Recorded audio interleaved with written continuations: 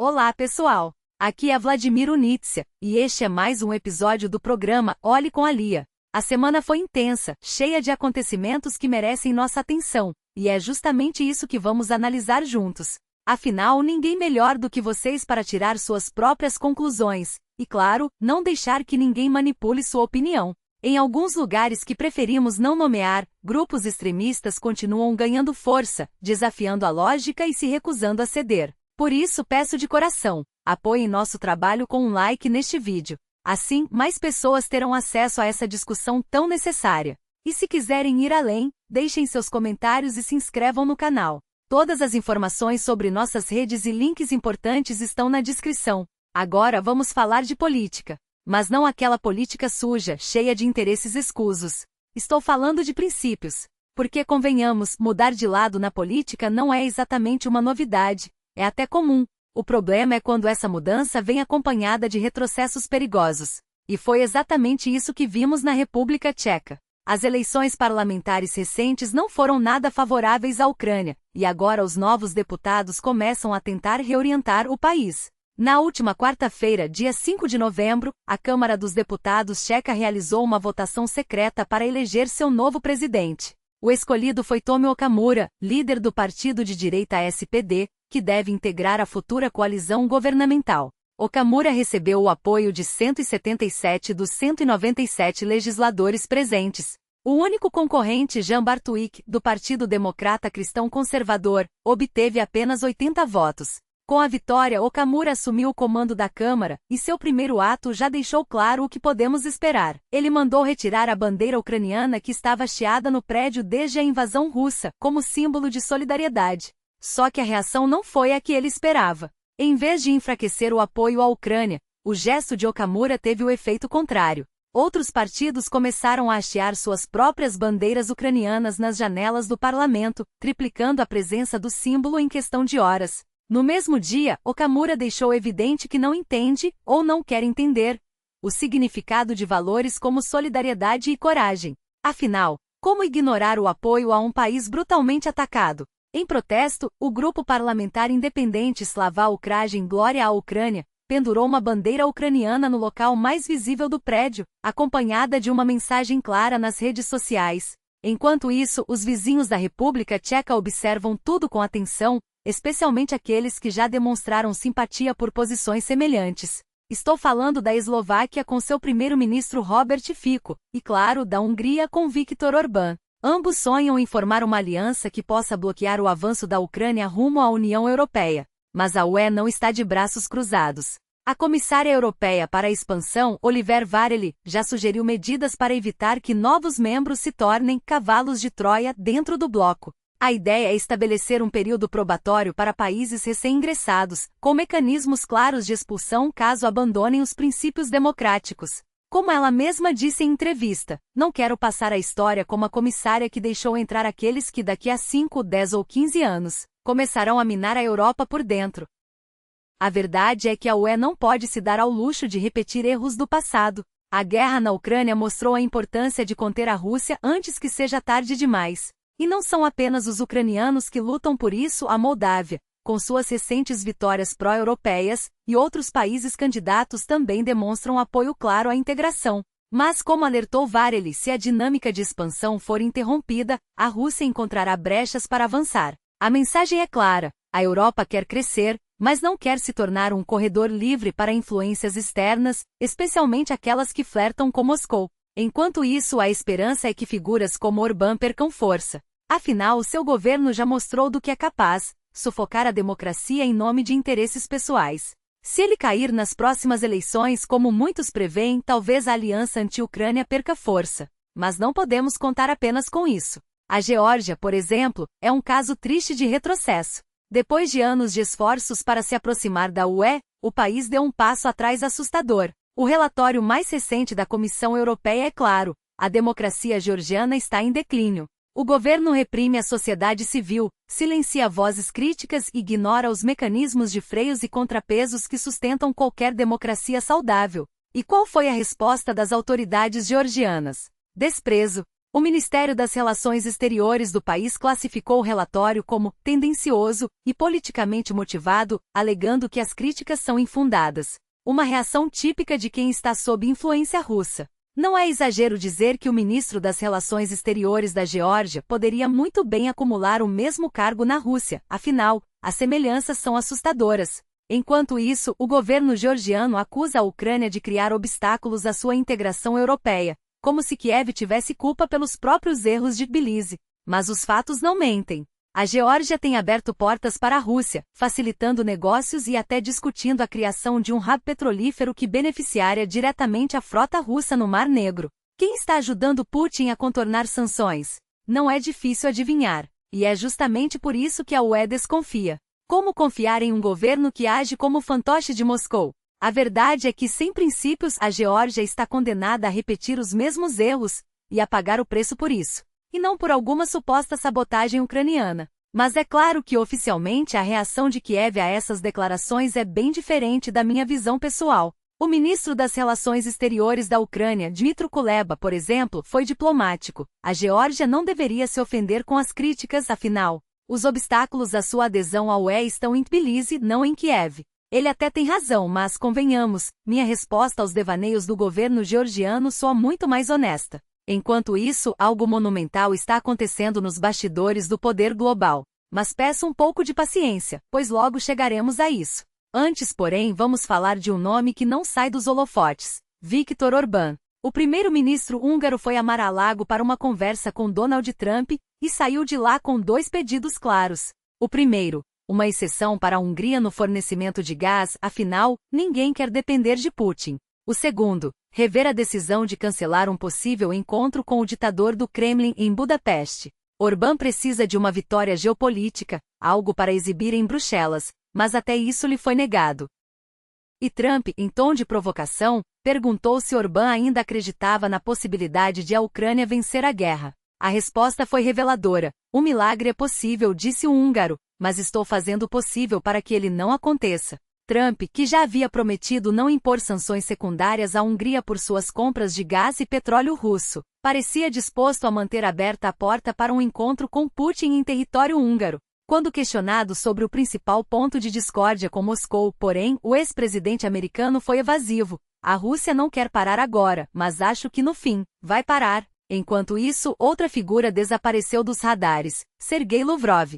Desde o fim de outubro, quando ficou claro que Putin não iria a um evento internacional, o ministro das Relações Exteriores russo sumiu de cena. Não que já não suspeitássemos que ele era um mero fantoche do Kremlin, mas desta vez parece que até o regime percebeu que Lavrov havia se tornado um problema. Dmitry Peskov, porta-voz de Putin, apressou-se em afirmar que Lavrov continua exercendo suas funções normalmente, mas esqueceu-se de explicar onde, exatamente, ele estava. Algo deu errado, e não foi nada bom para o diplomata. Mas o verdadeiro prato principal ainda estava por vir. Trump não apenas se reuniu com Orbán, mas também recebeu na Casa Branca os líderes das 5 nações da Ásia Central: Cazaquistão, Quirguistão, Tajiquistão, Turcomenistão e Uzbequistão. Um movimento estratégico de tirar o fôlego. A região, encravada entre a Rússia e a China, é um tabuleiro geopolítico disputado a ferro e fogo. Moscou e Pequim querem controlá-la. Os países centro-asiáticos, por sua vez, buscam manter sua neutralidade,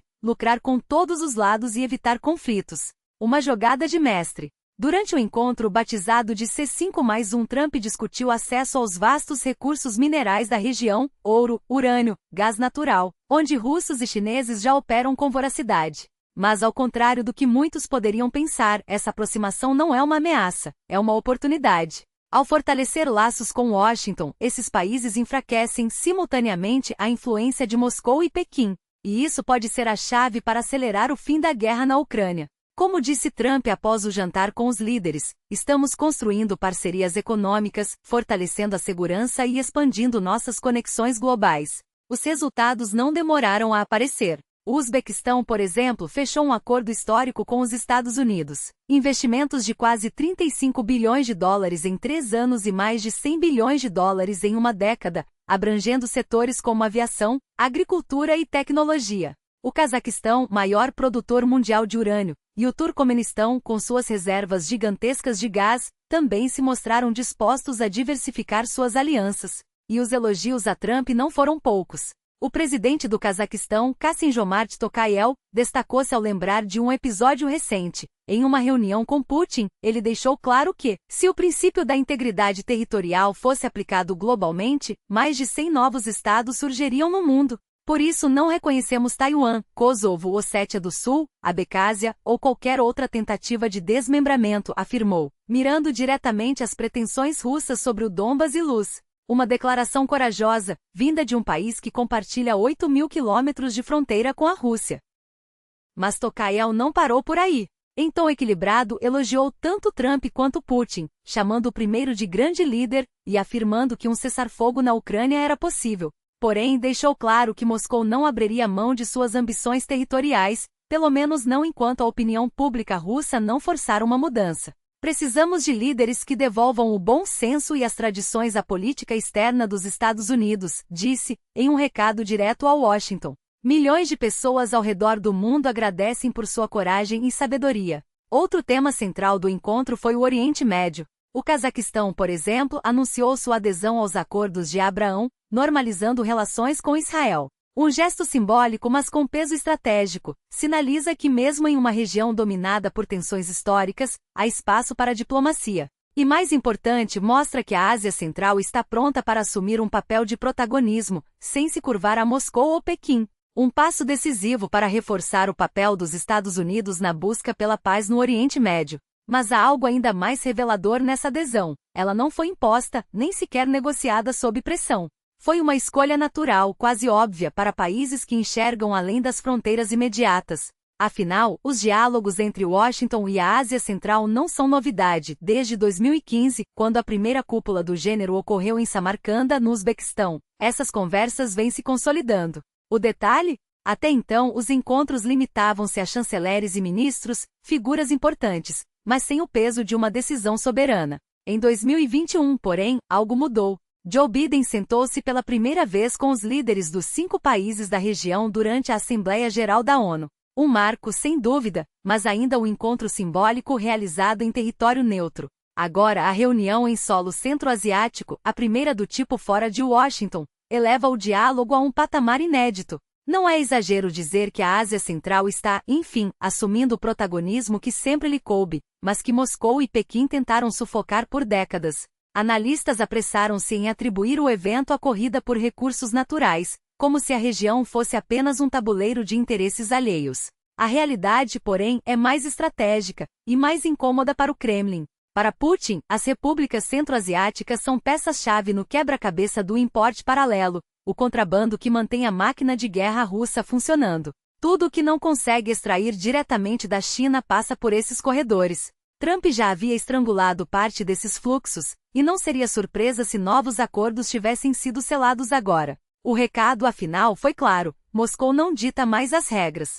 Claro, ninguém ignora que esses países estão longe de serem modelos de democracia. Nos rankings internacionais de direitos humanos, ocupam posições que envergonhariam até regimes mais opacos. Mas, neste momento, tanto Washington quanto os próprios líderes centro-asiáticos têm interesses maiores do que debates morais. Para os Estados Unidos, o foco é geopolítico, enfraquecer a influência russa sem disparar um único tiro. Para as elites locais, há benefícios tangíveis, como o lobby do Quirguistão pela revogação das restrições aos vistos americanos para seus cidadãos, atualmente limitados a entradas únicas. O mesmo vale para o Turcomenistão, cujos nacionais enfrentam barreiras semelhantes. A lógica é simples. Quanto mais portas se abrem para o Ocidente, menos atraentes se tornam as ofertas de Moscou. Por que migrantes centro-asiáticos aceitariam trabalhar em canteiros de obras russos ou dirigir táxis em São Petersburgo se podem buscar oportunidades na Europa ou nos Estados Unidos? Por que arriscar a vida em uma guerra que não é sua se há alternativas? É uma forma sutil de isolamento, sem declarações bombásticas, mas com efeitos devastadores. Putin, com sua mentalidade de KGB, entenderá perfeitamente o jogo, e não gostará nem um pouco. Falando em isolamento, a Rússia acaba de sofrer mais um golpe. Após anos de debates, a União Europeia finalmente endureceu as regras para vistos russos. A partir de 7 de novembro, os famosos multivistos que permitiam entradas ilimitadas no espaço Schengen por até 5 anos, deixam de existir. Agora cada viagem exigirá um novo pedido, com verificações rigorosas de segurança. Uma mudança que na prática transforma o sonho de viajar pela Europa em um pesadelo burocrático. Não é difícil imaginar a reação em Moscou. A oposição russa, incluindo aliados de Alexei Navalny, vinha alertando contra essa medida, temendo que ela alimentasse o discurso de cerco ocidental. Mas os europeus, cansados de escândalos de espionagem e sabotagens, decidiram que já era hora de agir. Há exceções, claro. Familiares de cidadãos da UE ou residentes legais ainda poderão obter vistos de longa duração, assim como profissionais essenciais, como motoristas de caminhão e marinheiros. Jornalistas independentes e defensores de direitos humanos também terão tratamento diferenciado. Mas para a maioria dos russos, as portas se fecharam um pouco mais. E se alguém ainda duvida da determinação do Ocidente em estrangular a Rússia, basta olhar para dentro do país. Em breve, viajantes que passarem mais de 72 horas fora do território russo, mesmo em países amigos como a Índia, terão seus celulares bloqueados ao retornar. Sem internet, sem SMS, apenas um sistema de verificação por CAPTCHA para restaurar o acesso. A justificativa oficial? Combater o uso de chips descartáveis em ataques de drones. A realidade? Mais um passo na direção de um Estado policial digital, onde até a comunicação básica se torna um privilégio. Os russos já começam a sentir o peso dessas medidas. Sem acesso à internet, tarefas cotidianas, pagar contas, chamar um táxi, até mesmo receber salários, se tornam um desafio. Mas, como sempre, o Kremlin preparou o terreno. Há anos, o governo vem promovendo desintoxicação digital, incentivando a população a desconectar, em nome da segurança. Agora, a desconexão não é mais uma escolha, mas uma imposição. Até onde a Rússia está disposta a ir para manter seu povo sob controle? A resposta está nos detalhes. Quando as fronteiras se fecham, quando as vozes se calam, quando até o acesso à informação se torna um ato de resistência, é sinal de que o regime já não confia em sua própria população. E nesse jogo não há vencedores, apenas vítimas. Afinal, onde termina a Rússia? Talvez termine exatamente onde começa a liberdade. Onde o medo deixa de ser a moeda corrente e as pessoas ousam sonhar com algo além das fronteiras impostas. Mas enquanto esse dia não chega, cabe a cada um de nós manter os olhos abertos e as vozes altas. Se este texto fez sentido para você, compartilhe. Se provocou reflexão, comente. E acima de tudo, não deixe de acompanhar as atualizações. Porque em tempos como estes, a informação não é apenas poder, é resistência.